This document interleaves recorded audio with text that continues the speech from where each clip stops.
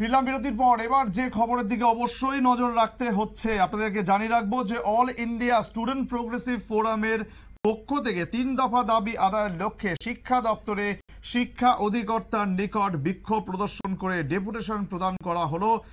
কি বলেছেন এই বিক্ষোভকারীরা, শুনুন। ডেপুটেশন দিতে এসেছিলাম। আপনারা জানেন যে আমাদের রাজ্যের 511টি সরকারি স্কুল বন্ধের সিদ্ধান্ত নিয়েছে শিক্ষা দপ্তর। তার পাশাপাশি রাজ্যের সারা স্কুলগুলিতে ভয়ঙ্কর শিক্ষক সংকটের মধ্য দিয়ে যাচ্ছে। তার সাথে বিদ্যাজ্যোতি স্কুলগুলিতে হাজার হাজার টাকা ডেভেলপমেন্ট ফি ছাত্রদের উপর চাপানো হয়েছে। তো আমরা এই ছাত্র স্বার্থ বিরোধী এই 3 দফা দাবির ভিত্তিতে গত 3 মাস যাবৎ গোটা রাজ্যের ছাত্র, অভিভাবক এবং শিক্ষকদের কাছ থেকে আমরা হাজার হাজার গণস্বাক্ষর সংগ্রহ করেছি।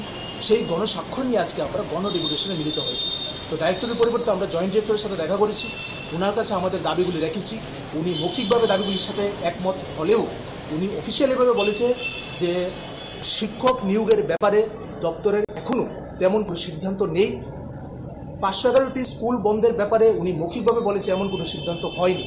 কিন্তু আমরা যখন প্রশ্ন করছি যে প্রভাতী পত্রিকাগুলি যখন এই খবর প্রকাশ করেছে তখন দপ্তর থেকে কেন তার ক্লিয়ারিফিকেশন দেওয়া হলো না, উনি এর কোনো যথাযথ জবাব দিতে পারেনি। একই সঙ্গে বিদ্যাজ্যোতি স্কুলে যে ডেভেলপমেন্ট ফি, যেটা নিয়ে আমরা প্রথম থেকেই তার দাবি করে আসছি যে এই ফি চাপানো মানে হচ্ছে ছাত্রদের বিনামূল্যে শিক্ষার অধিকার কেড়ে নেওয়া। এই ফি প্রত্যাহার করার ব্যাপারে দপ্তরের বক্তব্য কি, উনি এই ব্যাপারে কিছু বলতে পারেন।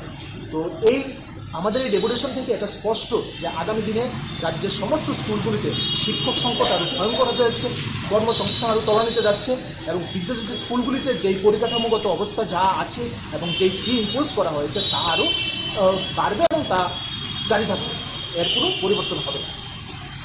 আগামী দিনে কোনো কর্মসূচি?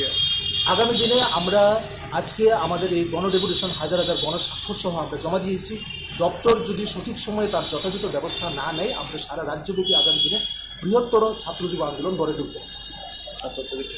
আমি শুভম আচার্য। সুতরাং শুনতেই পেলেন, শিক্ষা ভবনে এই আজ ডেপুটেশন প্রদান করা হয়। বিদ্যালয় সংযুক্তিকরণের সিদ্ধান্ত প্রত্যাহার সহ 3 দফা দাবি আদায়ের জন্য শিক্ষা ভবনে অধিকর্তার নিকট এই ডেপুটেশন প্রদান করেন বিক্ষোভকারীরা। সময় আরো একটি বিরতির, সঙ্গে থাকুন।